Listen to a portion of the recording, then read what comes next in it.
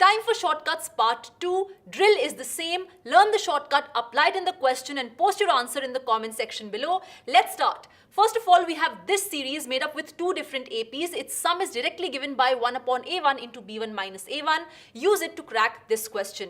Next up, we have a very famous and extremely important result. Here is the series whose sum you must remember by heart because it is one of JEE Main's favorites. Further next, we have this very interesting series whose sum is given by k by 81, 10 to the power n plus 1 minus 9 and minus 10. Apply it here. Further next, we have an equally interesting series whose sum is slightly different than the previous one. It's given by k by 81, 9n plus 10 to the power minus n minus 1. Use it to solve this question. And lastly, we have a very important result. The product of n geometric means inserted between A and B is equal to the nth power of the single geometric mean inserted between them. And here is the follow-up question.